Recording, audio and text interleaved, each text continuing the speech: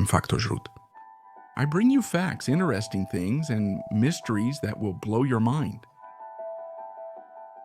A territory between Poland and Lithuania that probably very few people have heard of. And yet it's a place that could decide the future in the event of a military conflict. Imagine a narrow strip of land only 65 kilometers wide.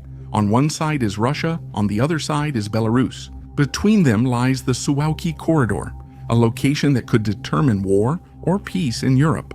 This ordinary land between Poland and Lithuania is among NATO's most sensitive locations. If Russia were to occupy it, the Baltic states, Lithuania, Latvia, and Estonia, would be cut off.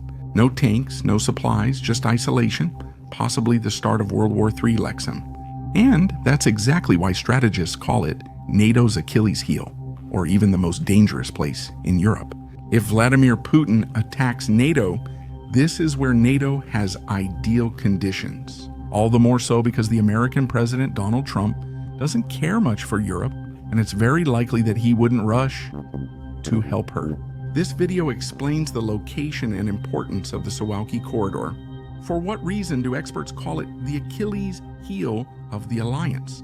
What are the most likely scenarios for a Russian attack on this strategic section? And what would such a strike mean for the security of NATO's entire eastern flank? The video continues right away. Please subscribe, like, and share. It only takes a moment. Faktojrut will continue soon. But let's start from the very beginning. The Suwałki corridor area has a rich history. It lies at the crossroads of Poland, Lithuania, and the former East Prussia. Over the centuries, it was part of the Polish-Lithuanian Union, later under the rule of Tsarist Russia, the German Empire, and finally the Soviet Union. After World War II, Kaliningrad became a Russian enclave which changed the balance in the region. The Suwałki corridor became strategically important only after Poland and Lithuania joined NATO. Before then, the Poland-Lithuania border was seen as mostly peaceful. After Russia annexed Crimea in 2014 and conflict began in eastern Ukraine, military strategists started issuing warnings. If Putin attacks the Baltics, the Suwałki corridor will be a key target. The corridor is geographically rugged. There are lakes, dense forests, wetlands, and gentle hills here. These features are key for military analysis. The terrain is tough for attackers, especially when moving heavy equipment. From the defender's view, it creates natural obstacles that slow or delay the enemy's advance. Several key roads and railways run through the corridor from a transportation perspective. It's both a military and economic key area. The Suwałki corridor is vital for NATO. It is the sole land link between the rest of the alliance and the Baltic states. If Russia controlled this area, it could isolate Lithuania, Latvia, and Estonia from land reinforcements. And that is NATO's biggest nightmare. The alliance has air and naval forces, but deploying them is slower and more complex. Without the Suwałki corridor, defending the Baltics would be much harder both logistically and strategically. On one side is Kaliningrad, a Russian military enclave with Iskander missiles, S-400 systems, and the Baltic Fleet. Belarus is on the other side, with Moscow's troops, air defenses, and full political control. If these two forces moved at the same time, the Suwałki corridor would close like a trap. If Putin managed to take control of it, according to an analysis by the Research and Development think tank, NATO, under normal conditions, wouldn't be able to react in time, and the Baltic states would fall within 60 hours. After Russia invaded Ukraine in 2022, concerns about the Suwałki corridor grew further.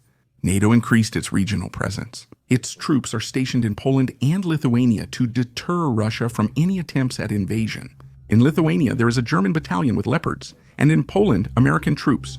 New bridges, military warehouses, and fuel supplies are being planned. Meanwhile, the alliance is focusing major military drills in the region.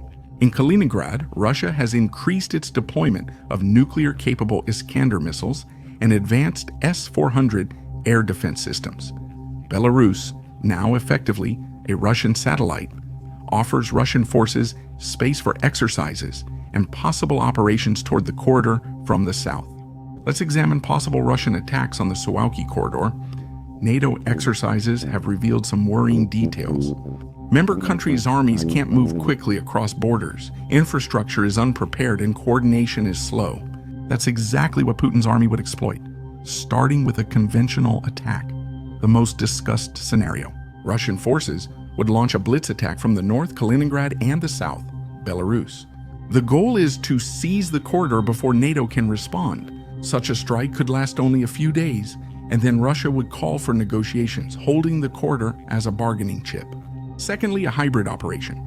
Russia has experience using hybrid methods: cyber attacks, disinformation campaigns, manipulation with migrants or little green men, which means unmarked units.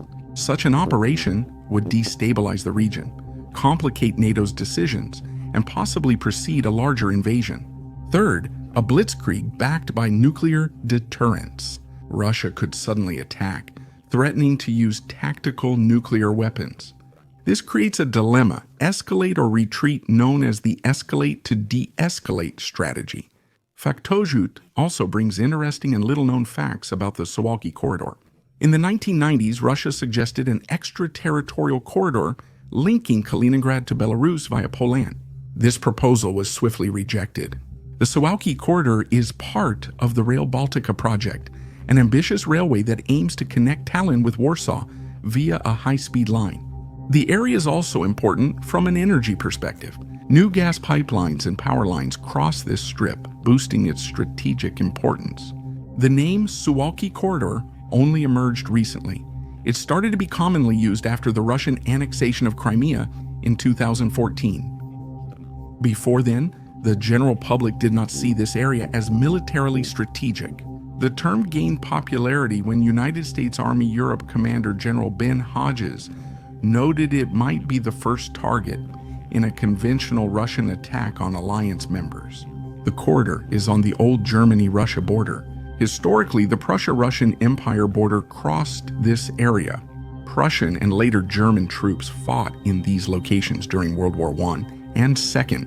We can still find abandoned German bunkers, trenches, and military remnants in the area. Intense electronic warfare is taking place in the area. Recently, Lithuania, Poland, and Latvia have reported frequent global positioning system and military radio attacks in the Suwalki corridor. Civilian flights were sometimes disrupted. The incidents mainly occur from the Kaliningrad region, where powerful electronic warfare systems are deployed that can paralyze NATO communication networks. Rail Baltica is seen as a key future railway expected to transform the situation. By 2030, Tallinn, Riga, Kaunas, and Warsaw will be connected quickly with standardized and military-capable infrastructure. Special loading ramps for tanks, higher load-bearing capacity of bridges, and strict security are planned. Simulations indicate NATO remains too slow. American exercises simulated a Russian attack through the Suwalki corridor. The results were alarming. NATO could respond, but not quickly enough. The obstacles are bureaucratic restrictions on border crossings, incompatibility of railway systems, and a lack of prepared ammunition and fuel depots. Kaliningrad, near the Polish-Lithuanian border, can launch nuclear warheads. Iskander-M ballistic missiles, with a range of up to 500 kilometers and capable of carrying conventional or nuclear warheads, have been stationed here for years. In addition, S-400 air defense systems are deployed there, covering the entire Baltic region. The Suwalki corridor is more than land. It's a test of NATO's readiness and Europe's resilience. If this corridor falls, the link between East and West will be lost. And that would be a catastrophe we might not be able to defend against anymore. The question is the North Atlantic Alliance ready, or will we only realize it when it's too late and Putin is dividing us up on a plate? They disappeared without a trace. Where are they? What happened? And why has no one found them? The 10 most mysterious disappearances of all time. Coming soon on the Factosroot channel. Factosroot is signing off for today, but mysteries never sleep. See you soon. Don't forget to subscribe to catch all the mysteries.